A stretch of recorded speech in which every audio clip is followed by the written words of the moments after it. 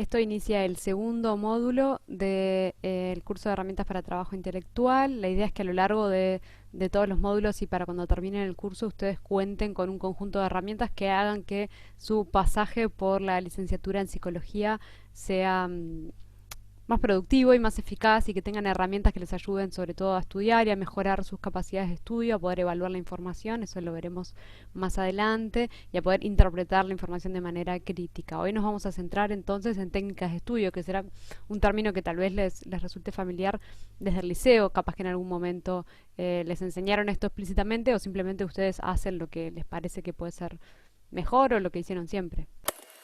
Empecemos entonces.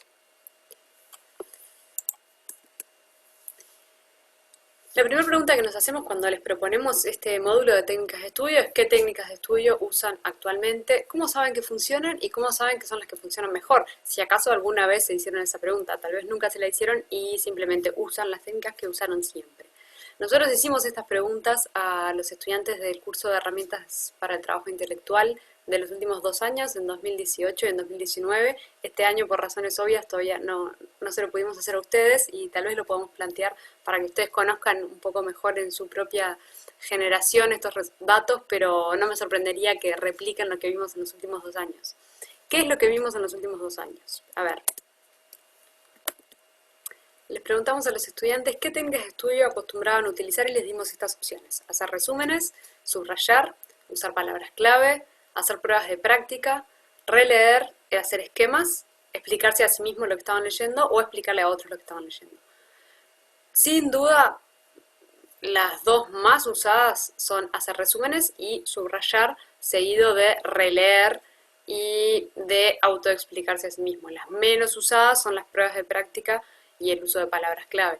Parecería ver intuitivamente, si uno tuviera que entender cuáles son las razones de que estas sean las más y menos utilizadas, es cuáles requieren más y menos esfuerzo o cuáles vienen ustedes usando desde el liceo, porque por un lado subrayar parece ser lo que requiere menos esfuerzo. Cuando uno está leyendo básicamente marca.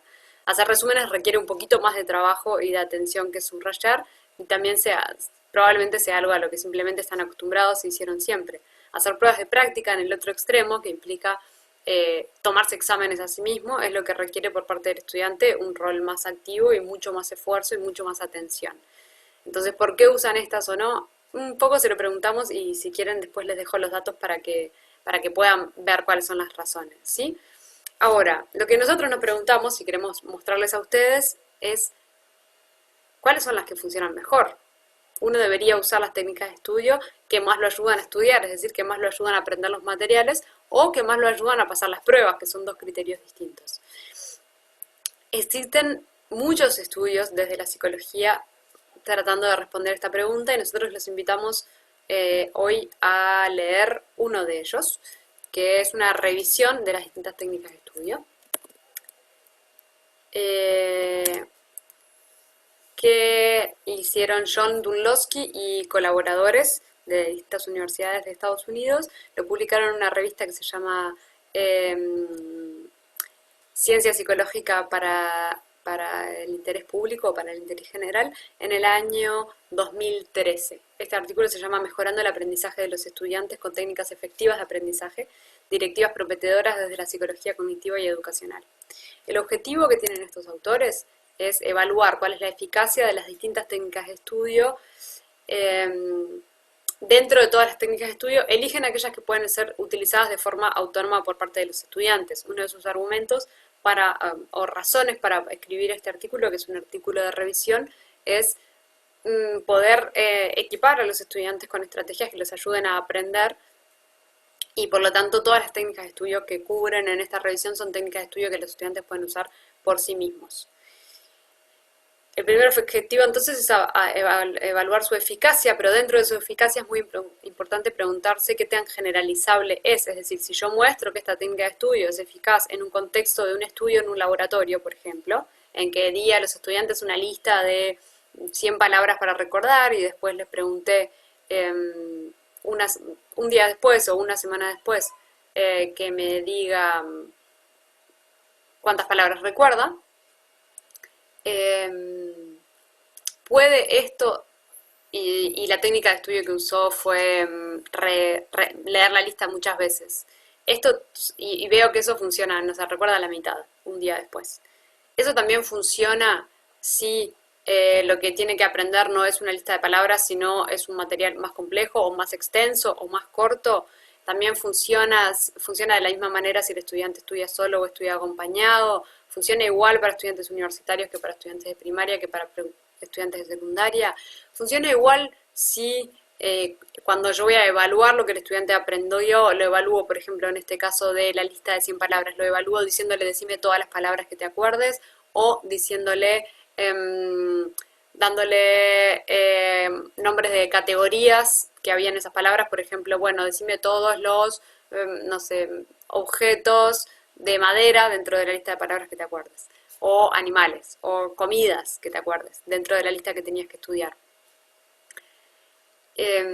O si es un párrafo y lo que tuvo que aprender fue una lección o un texto, ¿es lo mismo o es igual la eficacia de la técnica de estudio de releer cuando yo evalúo todo lo que aprendió haciendo preguntas múltiple opción que haciendo preguntas de desarrollo? Eso tiene que ver con los aspectos de generalización y es uno de los